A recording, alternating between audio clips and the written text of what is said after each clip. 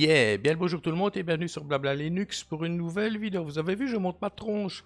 Ah, c'est rare, hein. Voilà, c'est pas que j'aime montrer ma tronche, mais en même temps, voilà, Blabla Linux, ce n'est pas qu'une voix, c'est aussi ça. Alors je l'ai déjà montré à maintes reprises, maintenant c'est pas quelque chose que, voilà, que j'aime faire et que je fais volontiers. Alors désolé si en bruit de fond, vous allez entendre peut-être, là ça s'est calmé, peut-être un bruit de mécanique, c'est le voisin qui teste son quad et ça fait 1 heure que ça dure. Mais là ça a l'air de se calmer. Alors, que va-t-on voir? J'ai envie de voir avec vous une autre manière d'installer Linux Mint ou Linux Ubuntu, hein. Et quelle est-elle cette manière? Eh bien, c'est la façon d'installer sa distribution euh, OEM, ça ne se dit pas, mais de manière OEM. Ce sont les constructeurs et les revendeurs de PC qui utilisent cette façon d'installer une distribution, que ce soit Windows ou une distribution libre, donc Linux. Alors, j'ai déjà réalisé une vidéo, hein. D'ailleurs, si on se rend sur YouTube,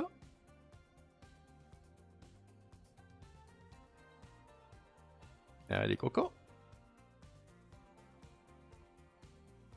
Il a du mal, mais on va s'en sortir. On va s'en sortir. Votre chaîne.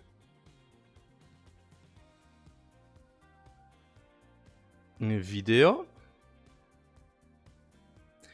Et que je fais une recherche tout simplement avec OEM.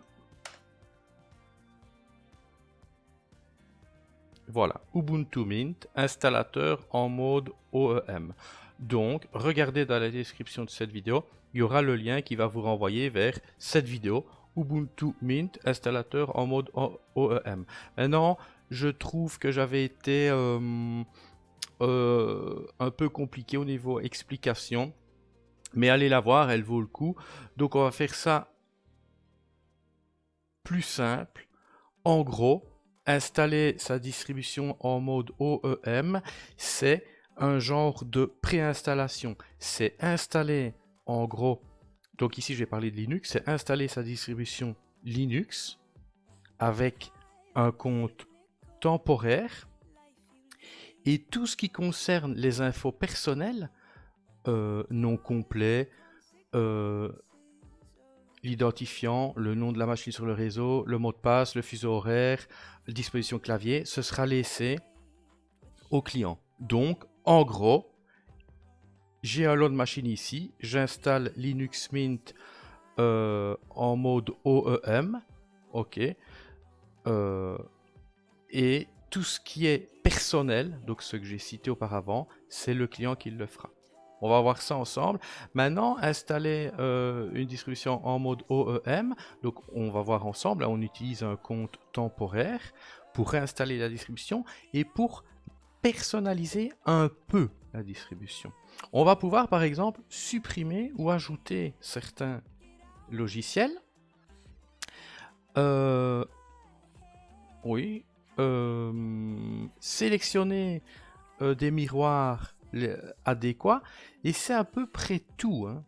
Ok, ne vous amusez pas en mode OEM de personnaliser l'apparence de la distribution, ça ne sert à rien. N'oubliez pas qu'on utilise un compte temporaire et que tout ce qui touche à la personnalisation se trouve dans le répertoire personnel. Donc, vu que c'est un compte temporaire, mais toute la personnalisation sera bazardée et une fois que le client démarrera sa machine, oui, les logiciels que vous aurez ajoutés seront bien là, oui, les logiciels que vous aurez supprimés auront bien disparu, mais tout ce qui touche à la personnalisation, le système reviendra de nouveau avec une apparence par défaut proposée ici en l'occurrence par Linux Mint. Donc, déjà, c'est bien beau tout ça, mais ai-je une ISO de Linux Mint? Oui, Annie doit avoir ça. On va utiliser, écoutez, on va aller chercher l'officiel, la Linux Mint 19.2. Donc, quand on dit l'officiel, c'est Cinnamon en architecture 64. On va faire comme ça, voilà. Je vais utiliser VMware Workstation, on va faire créer une machine. Typique. Installer l'operating system plus tard, comme ça il n'y a pas de détection qui se fait pour la création de code automatique. Je sais pas si ça marche avec Linux Mint, base Ubuntu. Donc j'ai dit quoi moi? Ce sera Linux, Ubuntu. Où est-ce que tu te caches, Ubuntu? Ah, Ubuntu 64. Merci, next. On va faire comme ça. Je colle, on va mettre tiret et on va mettre OEM. Je vais peut-être même le mettre au début pour le repérer plus facilement. Voilà, next. 20 Go pour le disque virtuel, c'est bon. Je finis. Ok, on va déplacer ça dans la bonne boîte. Mint, voilà. Ok. On va éditer la config. 2 Go de RAM. Allez, soyons fous. Soyons fous. On va en mettre 4. Processeur 4 cœurs. Alors, 20 Go c'est bon. On va utiliser la bonne image ISO, donc qui se trouve dans Data, ISO, Linux Mint 19.2, Cinnamon Architecture 64, c'est bon. Network, on va utiliser du NAT. Son, autodétection. Imprimante, on enlève. USB, je ne veux pas une connexion automatique de mes périphériques USB. Je veux du 2.0, mais je veux tous les voir et je veux pas partager l'adaptateur Bluetooth. Display, n'oublie pas que c'est l'environnement de bureau Cinnamon, donc il requiert quelques capacités 3D de la carte graphique, donc c'est bon. On sauvegarde. Il y a un petit bug, je suis toujours en 2 Go, donc on va faire 4096, on sauvegarde, on rappelle parce que c'est pas fini. Option, power, reporter les infos, gestion d'énergie, donc de la batterie, et alors VMware Tools, synchroniser l'horloge. Voilà, c'est bon, on peut y aller. Ah oui, donc je vais procéder à une installation en mode BIOS. Donc regardez, c'est pas dur. Démarrer Linux Mint. Démarrer Linux Mint en mode compatibilité. Et regardez, OEM installe pour manufactureur, donc pour les constructeurs de PC. Donc on va utiliser cette option. Mais qu'est-ce que je suis bien dans mon super canapé, une place, rien que pour moi, en jaune, jaune shit. Bah ouais, c'est vraiment ça, jaune shit. J'aurais peut-être dû copier l'image ISO sur le SSD. L'installation va se passer sur le SSD, mais la lecture de l'ISO se fait sur le HDD externe en USB 3. C'est peut-être une mauvaise idée, ça va peut-être prendre du temps. C'est rien, regardez ce qu'on va faire. C'est pas grave, je vais en profiter. Il y a une option que je vais enlever. Donc ce que je vais faire, regardez. On va faire Data, ISO, Linux Mint 19.2 Cinnamon. Je copie, je vais mettre dans le téléchargement, je colle. Voilà. Ouh là là, ça va très vite. Oh que c'est magnifique, c'est beau à voir. C'est beau à voir. Regardez-moi ça la vitesse. Allez, affiche-moi la vitesse. Oh là là là. 100 mégasecondes seulement. Alors, où est-ce que je suis? Il y a une option que je vais désactiver. Oui, c'est ceci. Voilà mon coco. Et alors, là, je vais aller chercher l'ISO. Donc, sur le SSD. Voilà, c'est mieux. Et là, on peut y aller.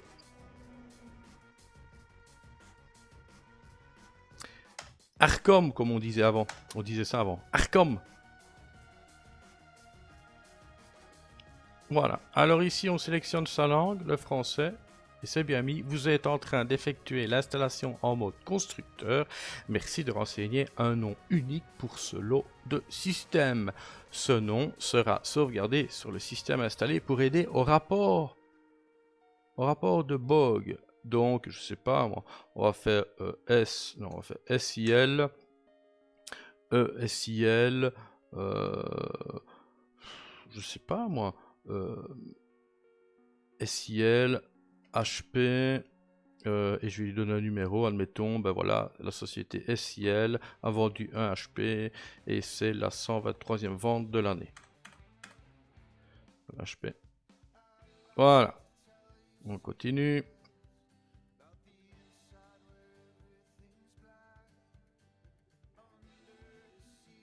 Disposition du clavier, ce sera belge. J'ai dit belge. Voilà, merci. Belge de l'autre côté aussi. On continue.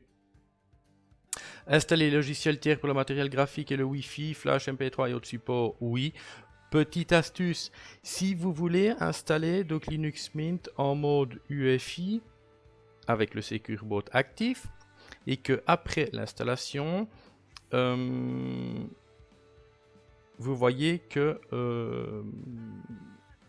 il y a un problème, ça ne démarre pas. Désactivez peut-être ceci. Installer les logiciels tiers pour le matériel graphique et le Wi-Fi, Flash, MP3 et autres supports. Voilà. Si vous voulez garder le Secure Boot en fonction, donc je ne sais pas si j'ai été clair, si vous voulez installer Linux Mint en mode UEFI sans Secure Boot, bah, pas de souci, vous pouvez cocher cette case-là. Si vous installez Linux Mint en mode UEFI avec le Secure Boot hein, et que après avoir redémarré, ça ne démarre pas, ben, oui, vous pouvez désactiver le Secure Boot, mais si vous dites non, moi je veux garder le Secure Boot actif, eh bien alors réinstallez votre système, mais ne cochez pas cette case-là. Petite astuce. Je ne dis pas que ça fonctionne à tous les coups, mais le problème pourrait venir de là. J'espère que j'ai été assez clair, parce qu'il y a parfois, il faut bien tout moins. On continue. Et on active surtout. Déjà 13 minutes de vidéo et j'ai rien fait.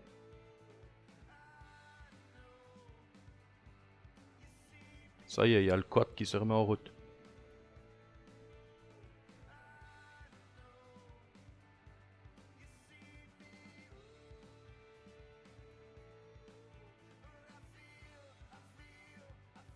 Voilà. Mode OEM uniquement pour les... Ah pardon, les agrégateurs, moi. Les intégrateurs. Voilà, pour les constructeurs et les intégrateurs. Oh là là. Donc effacer le disque et installer Linux Mint. Bien évidemment, vous procédez de la façon dont vous voulez. Hein. Ok, installez maintenant. Voilà, les partitions suivantes seront créées. Donc une partition de type X4. Voilà. Il n'y a plus de partition swap parce que maintenant on a affaire à un fichier swap. On continue. Bruxelles. Alors, votre nom, attention, c'est un nom temporaire. Le nom de votre ordinateur, peu importe ce que vous allez mettre, de toute façon, c'est un nom temporaire aussi. L'utilisateur final qui créera son compte pourra le modifier. Donc moi, je vais juste mettre mon pass. Ouais. Ouais. Qu'est-ce que je vais mettre? Je sais pas, moi. Voilà.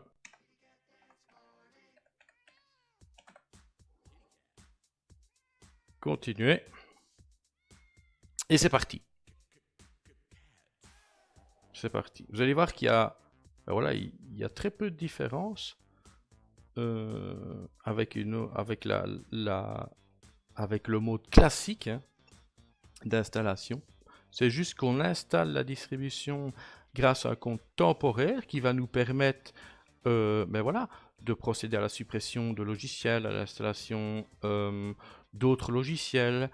Et une fois qu'on a fini, ce qu'on devait faire, on dit au stop, hein, au prochain redémarrage, le compte temporaire donc devra être supprimé et tu pourras lancer la procédure finale. Donc la procédure finale, c'est la création du compte utilisateur définitif, donc pour le client. Voilà. Mais écoutez, on patiente, c'est le mieux à faire.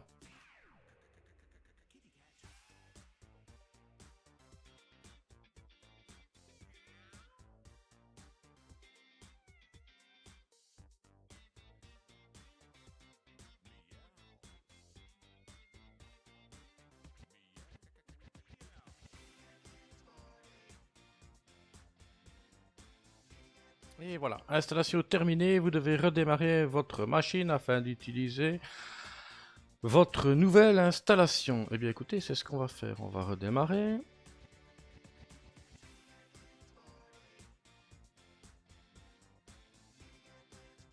Et la première chose que je vais faire, c'est installer, donc Enter pour éjecter donc le média d'installation. Première chose que je vais faire, c'est installer le paquet libre des tools VMware, donc open-vm-tools-desktop, en espérant qu'avec le paquet libre, j'ai une prise en charge, une bonne prise en charge des capacités 3D de la carte graphique, parce qu'on est sous Cinnamon. Si ça ne va pas, j'installerai le paquet propriétaire, on va voir. Donc là, il n'y a pas d'identifiant qui est demandé, c'est un coût temporaire, c'est une connexion automatique à la session. Mais vous avez quand même un mot de passe, c'est celui qu'on a créé pour le compte temporaire.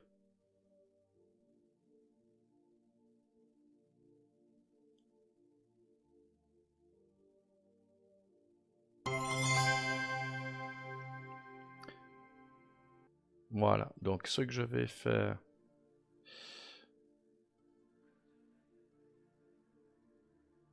instance terminale. Alors on va faire sudo apt install. Déjà on va faire sudo ouais, apt install open non open-vm-tools-desktop. Le mot de passe du compte temporaire OM.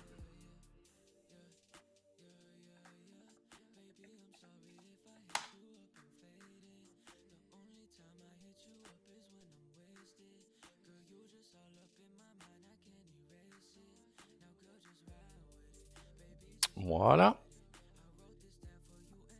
Alors ce que je vais faire, je vais éteindre. Tant pis si Cinnamon pousse une gueulante en disant que il n'a pas accès aux capacités 3D de ma carte. Je vais me contenter du paquet libre que je viens d'installer.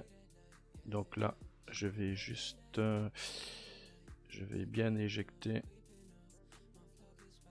voilà, l'ISO en me connectant au lecteur optique physique de mon système hôte. Je prends un instantané, je vais faire OEM install OK et je vais mettre installation de donc open-vm-tools desktop. Je vais retirer le premier tiret. OK.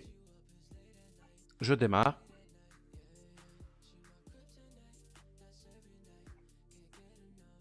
Alors, ce que je vais faire, je vais exprès pour que vous puissiez voir ce qui sera pris en compte de ce qui ne le sera pas. Je vais installer des logiciels, en supprimer. Ça, vous allez voir que ça va être pris en compte. Mais par exemple, tout ce qui est le changement de miroir va être pris en compte. Mais par exemple, tout ce qui touche à la personnalisation n'est pas pris en compte. OK ?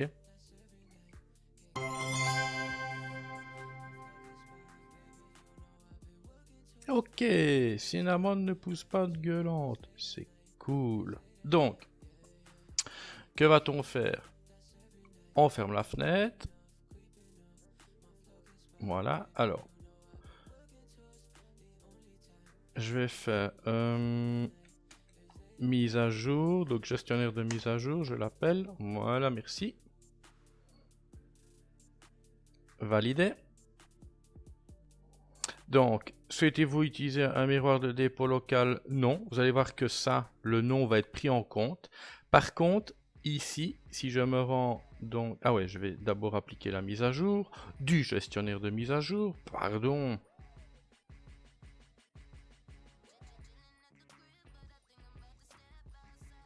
Alors, édition, préférences. Vous allez voir que si je décoche cette case, montrer un avertissement si les instantanés ne sont pas configurés. Donc, donc je décoche la case pour ne plus avoir d'avertissement. Vous allez voir que par la suite, l'utilisateur final aura quand même cet avertissement. Mon décochage de case ne sera pas pris en compte. C'est fait exprès, je vous montre ce qui fonctionne de ce qui ne fonctionne pas, de ce qui est pris en compte de ce qui ne l'est pas. Ok. Si vous faites les mises à jour, bien évidemment, elles seront prises en compte. On pourrait les faire, tiens. On pourrait les faire, mais on va les faire après. Oui, on va les faire après parce qu'on va faire édition, source de logiciel.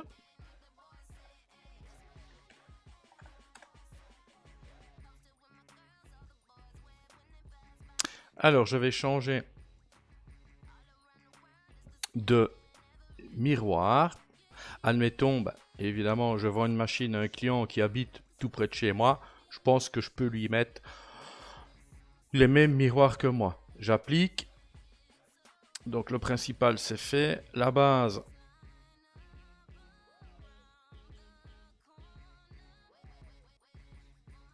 c'est fait. Ok. Mise à jour du cache.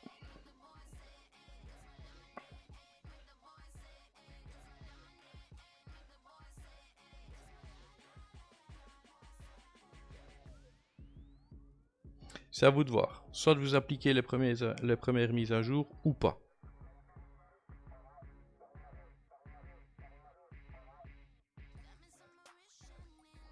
Voilà. Donc, je ferme ceci. Je vais me rendre dans Préférences. Voilà, on va aller dans Thème. Si vous touchez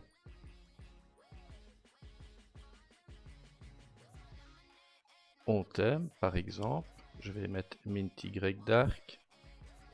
Ici, je vais choisir Mint Y Dark.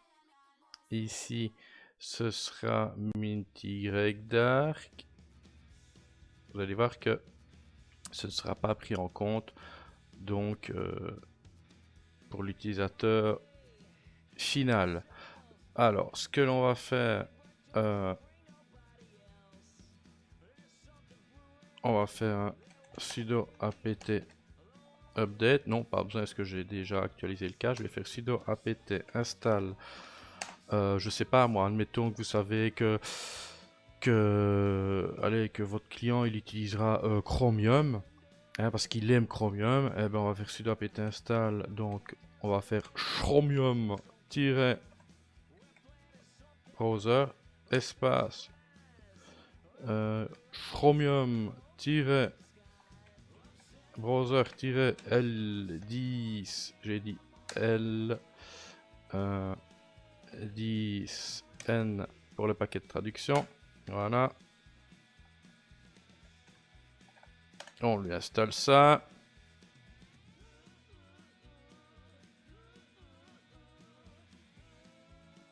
Alors, vous savez également, je sais pas moi, que votre client, il aime bien sudo apt install, qu'il aime bien l'éditeur de texte simple. Je dis, voilà.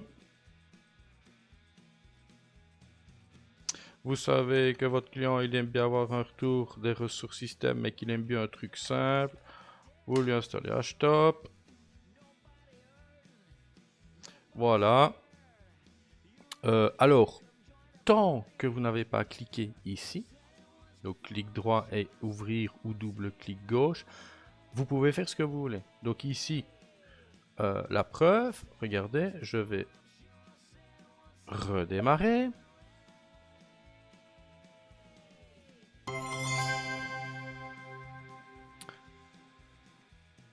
Voilà.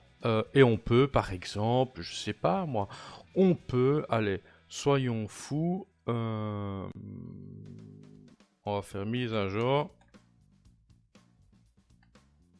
On va appliquer les mises à jour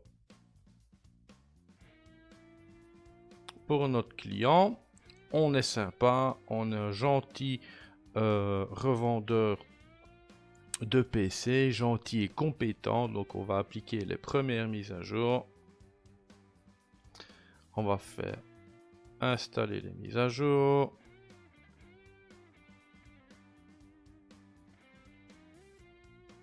On va faire valider. On rentre son passe de compte temporaire, dit OEM.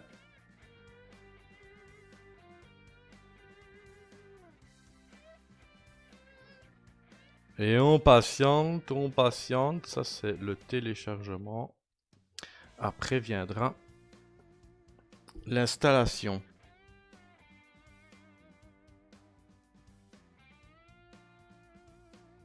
Et voilà. Installation de logiciel. Donc on va ranger tout ça. Voilà.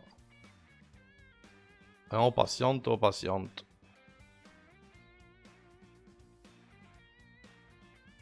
Il a fallu que j'aille foutre la fenêtre à un endroit où il ne fallait pas. Ça c'est moi.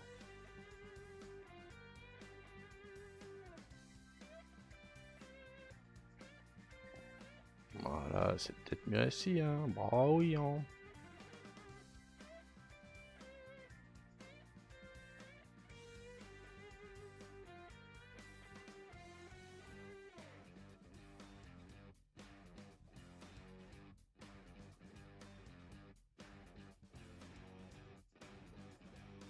Et voilà.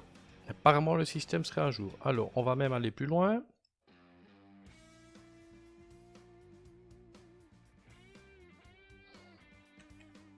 Je vais démarrer le gestionnaire de logiciels. Voilà. Et je vais procéder à la suppression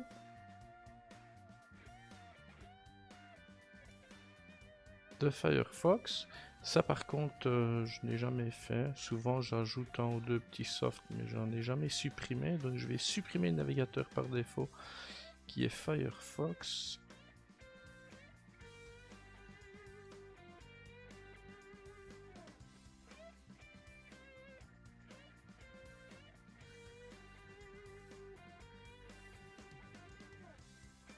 Merci mon Dieu, excellent.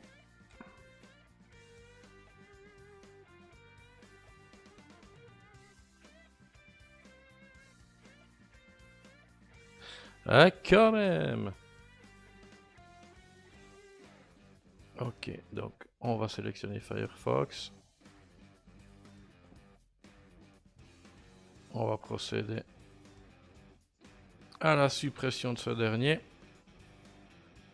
On redémarrera, on verra si tout est fonctionnel. Et puis, on procédera à la destruction du compte temporaire. Parce qu'on va remettre la machine au client. Ah, ça y est, là, il y a la webcam qui commence déjà à laguer. Ben oui, mais ça s'assombrit dehors.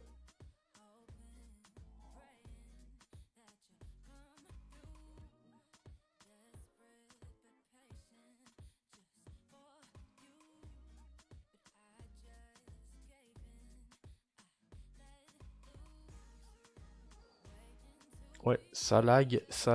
Donc, vu que ça lag, on va faire ceci. On va supprimer la webcam. Oui, voilà. Voilà. C'est bon. Alors, ce que je vais faire, je vais redémarrer.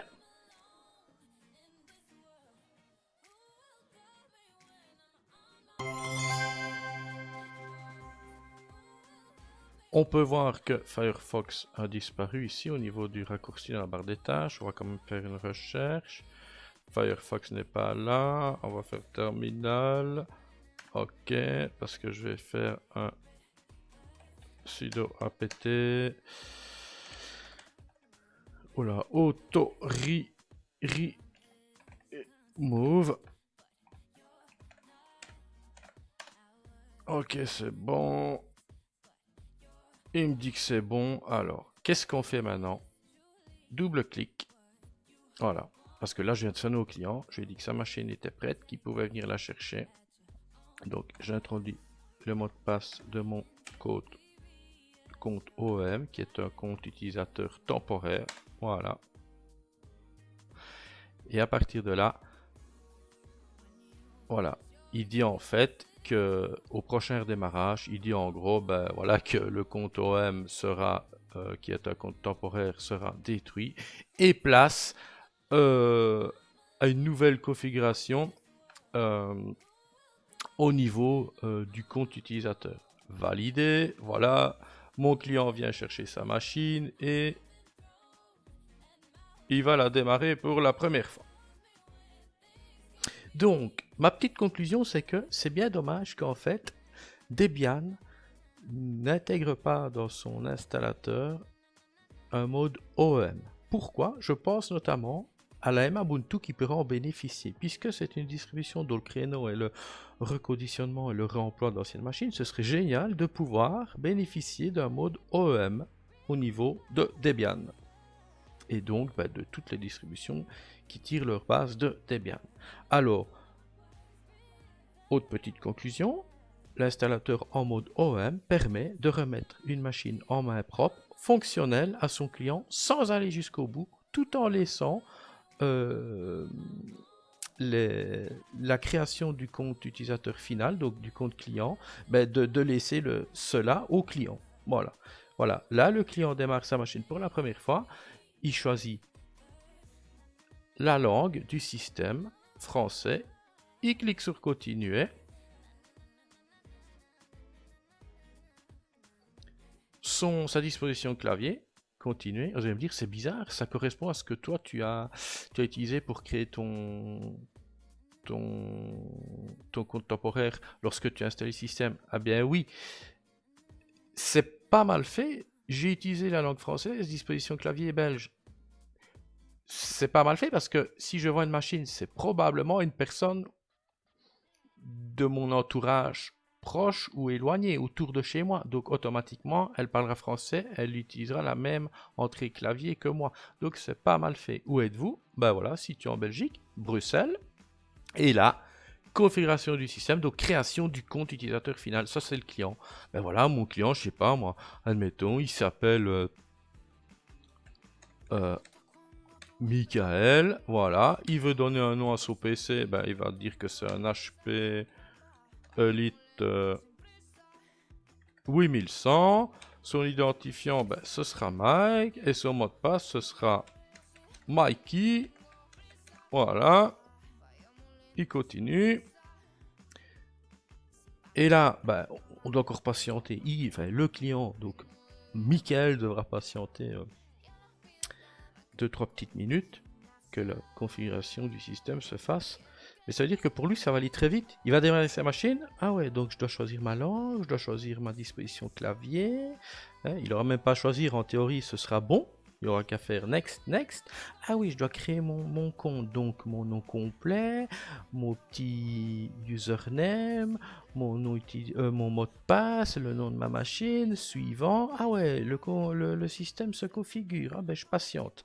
Et voilà, et après, il va trouver un système full opérationnel. Donc ça permet également, par exemple, de configurer la machine convenablement au niveau des pilotes. Bah oui, voilà. Donc je l'ai fait exprès de faire des choses qui, vous allez voir, qui fonctionnent et d'autres qui ne fonctionnent pas. Donc ajout, suppression logicielle, ça fonctionne. Changement des miroirs, ça fonctionne. Je l'ai pas fait, donc installation des pilotes, mais ça fonctionne. Maintenant, donc mise à jour du système, ça fonctionne. Maintenant, ce qui ne fonctionne pas, c'est tout ce qui touche à la personnalisation. Pourquoi? Parce que les 9/10 des fichiers de configuration du système se trouvent dans le répertoire utilisateur, et vu qu'ici c'est un répertoire utilisateur temporaire et qu'on vient de procéder à sa destruction, et qu'un nouveau répertoire utilisateur est créé, on se retrouve avec une distribution au visuel par défaut. Mais c'est pas plus mal en même temps. Ça permet de ne pas dénaturer la personnalisation par défaut, en l'occurrence ici que Mint a mis en place. Voilà. De toute façon, moi personnellement, hormis l'installation des pilotes, l'ajout suppression de logiciels, et encore très peu, la personnalisation, je laisse toujours ça à l'utilisateur final. Allez, on patiente, on y est presque.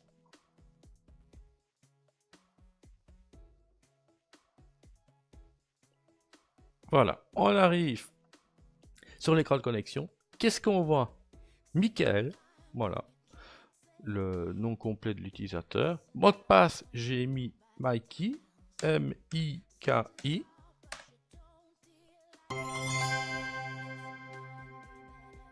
On voit déjà, grâce à la fenêtre de bienvenue, qu'on a retrouvé l'apparence d'origine. Donc, comme je l'ai dit, tout ce qui touche à la personnalisation ne fonctionne pas. Ok. La preuve, j'ai démarré le gestionnaire de fichiers. Voilà, si j'avais cherché les paramètres système, que je me rende en thème, on peut voir qu'on ne sera plus en Mint Y Dark, mais en Mint Y. Ok. Donc c'est l'utilisateur final, il va décocher la petite case, voilà. Clic gauche sur l'appel du gestionnaire de mise à jour, valider. En théorie, le système devrait être à jour. Oui.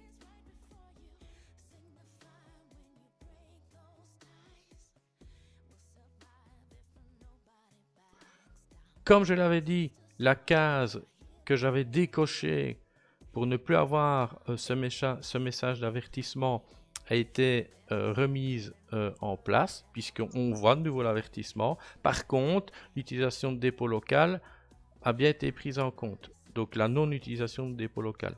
Donc si je fais édition, préférences, on peut voir que la case est de nouveau là.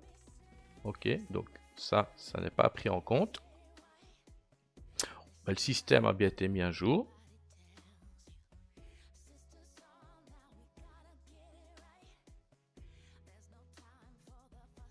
Si je fais source logiciel, cette fois-ci mon mot de passe, c'est Mickey. Hein.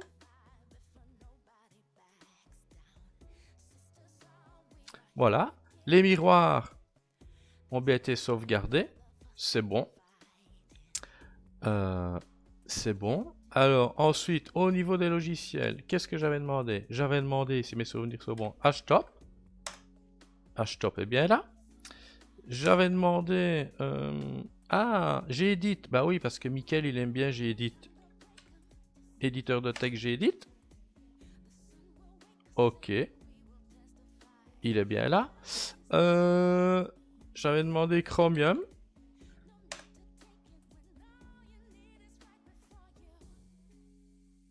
Chromium est là, normalement en français avec son paquet de traduction, hein, je l'avais installé. Ok, c'est bon.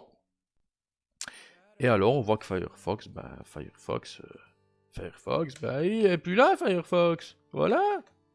Donc je pense que j'ai fait le tour de l'installateur en mode OEM. J'avais déjà fait le tour. Je trouvais que j'avais été compliqué dans mes explications. Eh bien, vous savez quoi? Je trouve toujours que j'étais compliqué dans mes explications. Eh bien, tant pis. Il y aura 2 vidéos qui parlent de l'installateur en mode OEM. Voilà. Sur ce, moi, je vous dis bye bye. Une prochaine. C'était Annie pour Blabla Linux. Allez, ciao, ciao. My aimlessness is done.